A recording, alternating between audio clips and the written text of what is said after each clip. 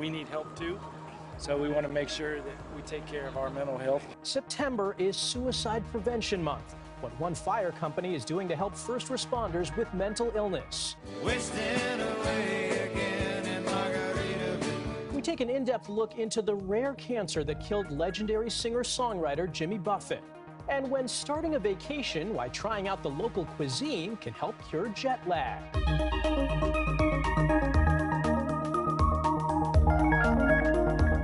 Welcome to Eye on Health, where we focus on stories that affect your physical and mental well-being. I'm Michael George. We start with an alarming study on cancer and young people.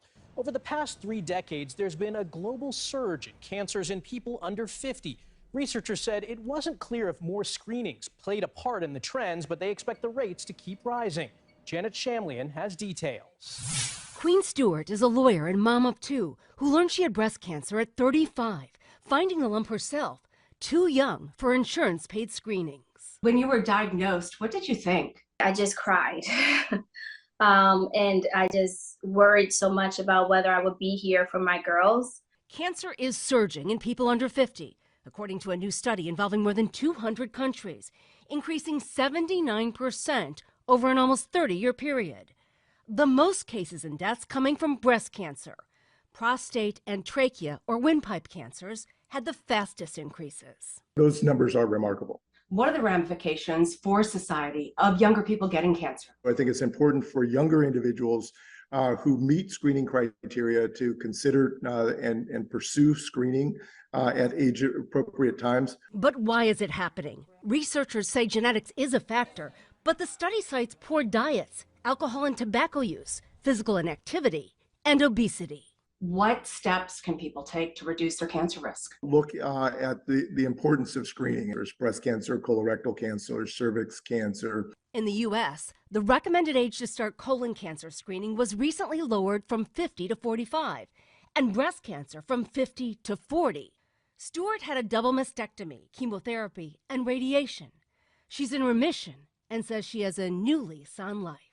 It had me create a sense of urgency in my life to live now, to find joy. Researchers specifically mentioned dietary factors, too much sodium, too much red meat, as contributors to these cancer cases, stressing how much of a role what we eat plays in our overall health. Janet Shamlian, CBS News, Houston. There's some good news about the updated COVID-19 vaccines that are expected to be available in the coming weeks. Moderna says their jab generates a strong immune response against the dominant variant, EG5, as well as BA2.86, another variant experts are keeping a close eye on. Data shows an 8.7 to 11-fold increase in neutralizing antibodies in humans. Meanwhile, Pfizer reported that its updated vaccine elicits a strong response against BA2.86 in a study using mice. The protection can't come soon enough as COVID-19 is on the rise throughout the country. And with school back in session and summer winding down, experts believe the trend will continue. When we get to colder months in some countries, people tend to spend more time indoors, aggregated together, and viruses that transmit through the air, like COVID, will take advantage of that, even more so than it is taking advantage now. So we are concerned of seeing these increasing trends of COVID right now. Here in the U.S., hospitalizations are up 15% and deaths are up 17% from the week prior, though both numbers are just a fraction of what they were this time last year. Dr. Shoshana Ungerleider is an internal medicine physician. She says getting the updated COVID vaccine and masking up are important, but so are other basic health habits. Keep up with washing those hands with soap and water or hand sanitizer with at least 60% alcohol. And of course, if you're feeling sick, it's really best to stay home if at all possible. And indoors, proper ventilation actually makes a huge difference. So open those windows when you can and use air purifiers if you have them. Now, if you think you have COVID, it might be hard to verify without going to a doctor or testing site. Local pharmacies around the country say they can't keep the tests in stock. In Vermont, pharmacist Ryan Quinn says those aren't the only things in high demand. A very sharp increase in not only the tests that people are looking to get because they're wondering if they have COVID, because summertime colds and everything gets people worried. But then we've been seeing increases in the number of Paxlovid prescriptions that have been coming through because people are getting sick. According to the Department of Health and Human Services, there are more than 15,000 locations to receive a free test at businesses like CVS, Walgreens, and local pharmacies. August was the hottest month on record, according to the European Union's Copernicus Climate Change Panel. It's the third month in a row to set the record. August was about 2.7 degrees Fahrenheit warmer than pre-industrial averages. Here in the U.S., the heat didn't stop when August ended. Nearly 30 records were set across the country on Labor Day, with millions of Americans under heat advisories in the days that followed. Children are one group that are more vulnerable to the extreme temperatures. I looked into what's being done to keep them safe. This September scorcher is forcing schools around the country to dismiss early or close to give students a break from sweltering classrooms. That's welcome news for this Baltimore family. They had them early release from school, so we said, okay, maybe we should come to swim. I'm really excited to go swimming. Making sure kids stay cool is extremely important. The signs of heat exhaustion in children may be more subtle. That's because they don't regulate their body temperatures as efficiently as adults, and children may not recognize the effects of the heat, according to CBS News medical contributor Dr. Celine Gounder. What should adults be looking out for?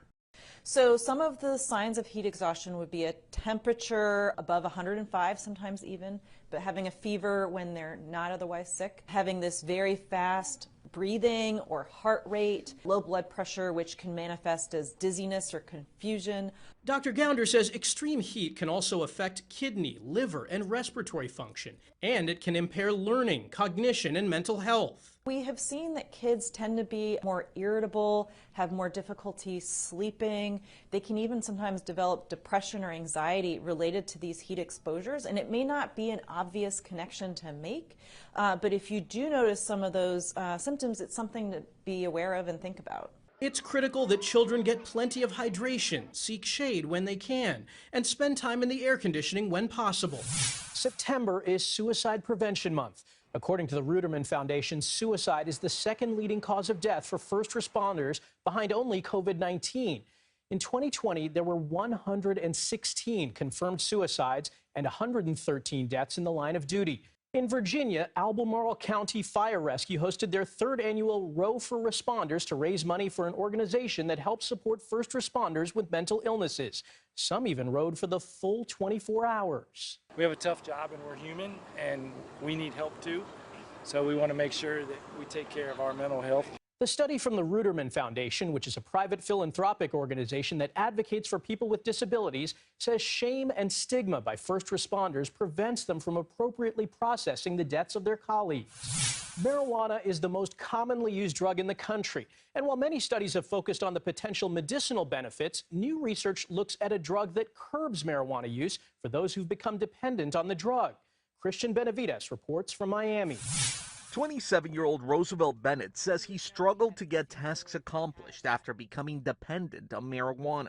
He says he used the drug since he was 17. I would smoke more often, and also I wouldn't get as much things done. So when he learned about a drug trial to treat the overuse of marijuana, he took a chance. The higher my tolerance got, the more I just continued to smoke. With the growing advent of legalization of marijuana, there is this thought that people can't be addicted to marijuana. Dr. Rishi Kakkar is Chief Scientific Officer and Medical Director for Segal Trials, which is conducting the study. It affects their function, it affects their work, it affects their learning, it affects their relationships. Estimates show about 60 million people had cannabis use disorder in 2021, and the risk of developing dependence is higher for people who started using marijuana during adolescence. The CDC warns marijuana use could negatively impact the health of your brain, heart, and lungs. In the case of Bennett, who is a content creator, he says his productivity suffered. But after participating in the study, for which he was paid $2,000, he says he saw a marked improvement. Bennett doesn't know if he actually received the drug or a placebo, but he thinks he did. I wasn't smoking as much. I noticed that I was getting more things accomplished, especially like I finished my website and I create more. Bennett admits he still occasionally smokes, but not nearly as much as before, and hopes sharing his story can help others. Christian Benavides, CBS News, Miami. To another serious drug issue, Narcan is the life-saving drug used for opioid overdoses, and it can also be used on pets. This puppy was saved several years ago by a Florida sheriff's deputy after it accidentally chewed on a fentanyl patch. One size fits all. Retired firefighter paramedic Luis Garcia travels the country teaching others how to use Narcan and says even the most well-behaved pets can fall victim. If you have a puppy or even a well-trained dog, sometimes you're walking them and they'll be tugging, going into the bushes. They'll be sniffing and biting.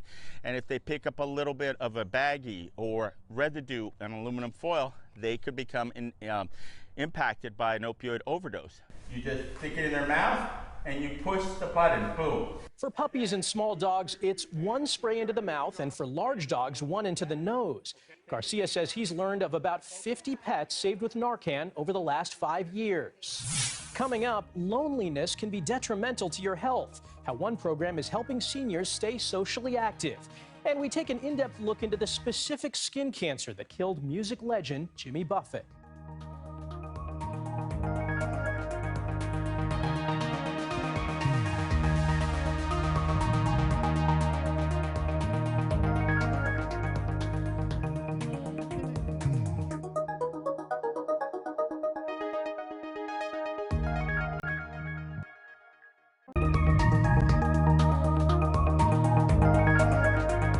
Welcome back. Jimmy Buffett died earlier this month. He was 76 years old. The singer-songwriter died from Merkel cell carcinoma. It's a rare but aggressive form of skin cancer. According to the Skin Cancer Foundation, it's 40 times rarer than melanoma. An estimated 2,000 Americans are diagnosed every year. More than half are men. To learn more about this disease, I spoke with Dr. David Miller, the director of the Merkel Cell Center at Mass General Cancer Center. First off, doctor, thanks so much for joining us. We've been talking about Jimmy Buffett, obviously his tragic death due to Merkel cell carcinoma. And if you can explain a little bit about Merkel cell carcinoma. Michael, glad to be here, and thank you for doing this program. It's an important subject. A Merkel cell is a cell we've known about for a long time. It's in the skin. It's right underneath the top layer of skin, which is the epidermis, sits underneath there and acts as a touch cell, helps us perceive touch. Merkel cell cancer, data shows it probably comes from a precursor cell, meaning a cell that can give rise to a Merkel, perhaps give rise to other cells in the skin as well. So when we're talking about Merkel cell cancer, are there symptoms or how it impacts the body? Are there things that differentiate it from other types of skin cancer, or is it really a broad spectrum? It has a common presentation, but it can be very different. And it's actually hard to diagnose clinically because it looks different on different people. In general, tends to be a pink bump, pink papule, or we call them plaques, or even tumor nodules that evolve over time. I've had several patients, many patients, it's actually quite common, will say, I thought this was an insect bite. Now, in the case of Jimmy Buffett, obviously, this was fatal in his case. Is this a difficult disease to treat, or can it be treated if caught early? It can be treated very effectively if caught early. What's different about this disease is it does have that proclivity to move. So 1 out of every 3 people, when they present to me or to their presenting clinician, the cancer is already out of the skin. That said, even if the disease has progressed with the tools that we have developed over the last 10 years as a community, there are patients that we can treat with immunotherapy that can have a very impressive response. The tumors can go away in some people, and some people can go away completely. We haven't been using these tools long enough to say with confidence that we're curing people, but we think we might be in a subset of people that have advanced disease. Well, doctor, lots of very valuable information. Thanks so much for sharing your expertise with us. We appreciate it. Michael, it's my pleasure, and thank you for bringing awareness to this disease. There was another recent death in the music world, former Smash Mouth lead singer Steve Harwell, best known for the hit 90s song All Star. Hey now, you're an all-star. Get your game on, go play. The band's manager confirmed the 56-year-old died at his home in Idaho after suffering acute liver failure. The Mayo Clinic says the condition comes on rapidly, in just days or weeks, usually in a person with no pre-existing liver disease. It's most commonly caused by a hepatitis virus or drugs such as acetaminophen. Conditions to look out for include yellowing of the eyes or skin, tenderness in the upper abdomen, or any unusual changes in mental state, personality, or behavior. Many people with obesity dread going to the doctor, feeling as though physicians can't see past their weight. Dr. Malika Marshall introduces us to a new clinic designed to treat patients as a whole, not just the number on the scale. Brooke Boyarsky-Pratt has struggled with her weight since she was a child. One of my first experiences with a physician was a pediatrician talking to my mom and telling her, your daughter should go to fat camp. Said it that way right in front of me. Things didn't get any better as she got older. I felt that every concern I brought to a doctor was diminished and replaced with the number on the scale. If you ask men and women what's the most stigmatizing experience they've ever had regarding their weight, for women going to the doctor is number 1, and for men it's number 2. So the Harvard Business School grad decided to change that, opening Known Well, a comprehensive healthcare practice designed to address patients' weight concerns with empathy and compassion. There you go. They might want to lose weight. They might want to just improve their prediabetes or other metabolic health conditions. Everything in this clinic is by design to make people feel as comfortable as possible, including these weight-inclusive chairs that can accommodate a larger body size. You're feeling good? And exam tables that can weigh patients who don't want to hop on the scale.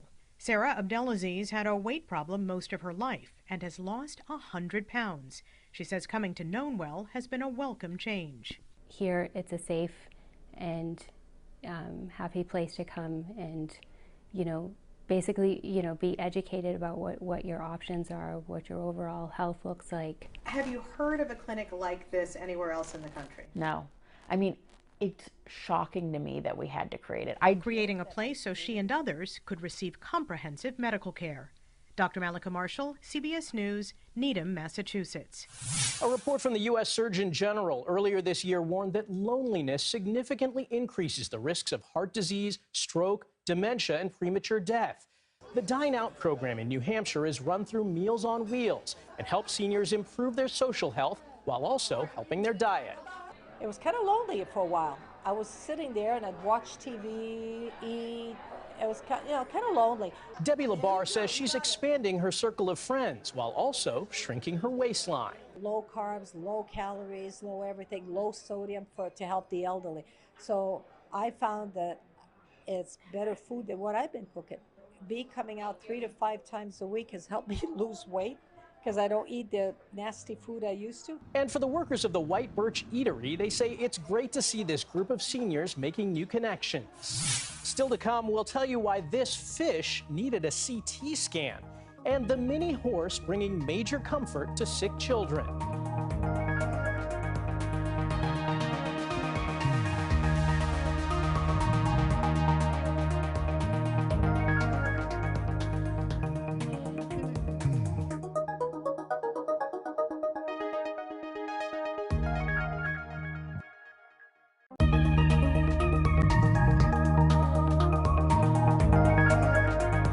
Welcome back. The best cure for jet lag could be a big breakfast.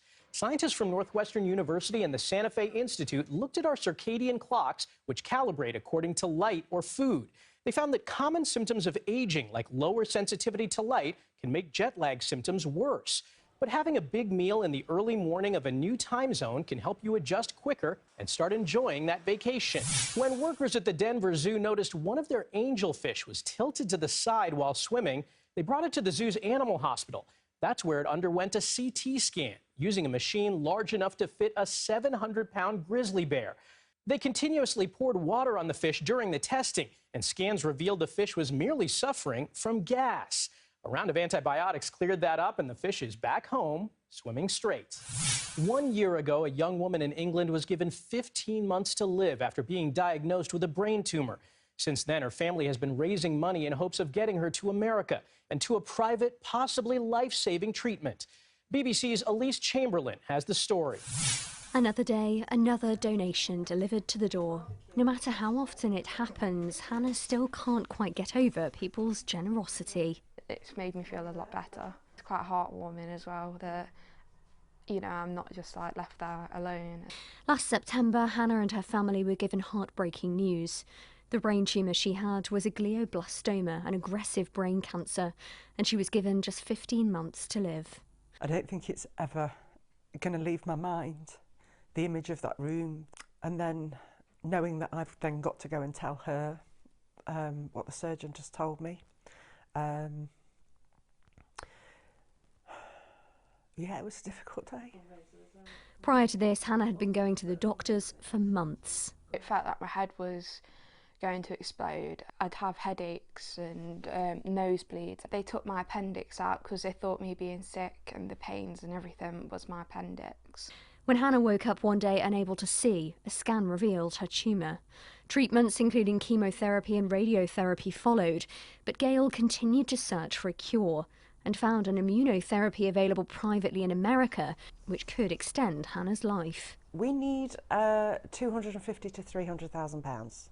What started from 10 hours sitting in the garage scanning people's donations of CDs and DVDs quickly grew to 163,000 that we're at now. We've basically been fundraising like mad so that we can, in a way, save my life. Just take a look at what is in here. This cupboard is packed full of games, football shirts, designer handbags, all things that have been donated to the family, ready to be sold on eBay to help boost Hannah's fund. They're also backing the charity Brain Tumour Research's petition for government funding to be ring-fenced for people like Hannah.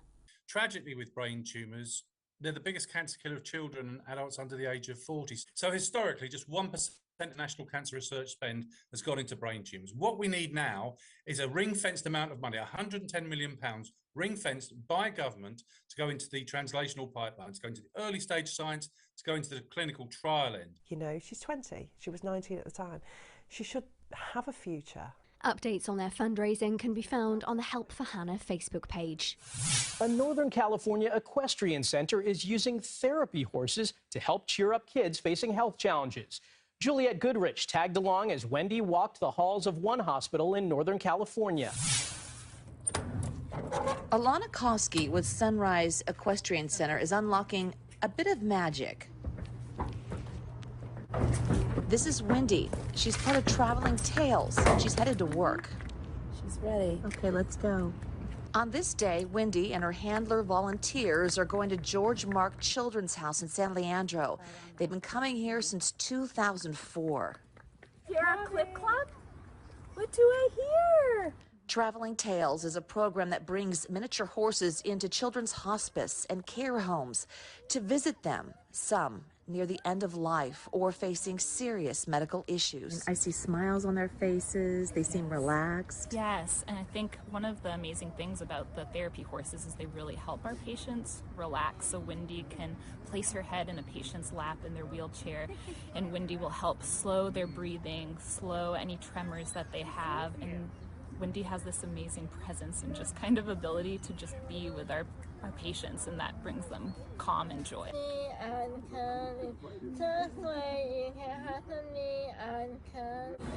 Wendy also walks the halls to meet up with children who can't necessarily go outside on this day. A magical moment one time when Sunrise arrived and they came inside, and this little guy looked at his mom and he said, "Mom, horses don't go in houses." But they do. Here they do. And that's the gift. What do you think, Bud? Wendy's in your room. Look at her. She likes you. Wendy is healing hearts, all in a day's work. A miniature horse having a major impact. That's all for this week's Eye on Health. I'm Michael George. Thanks for joining us.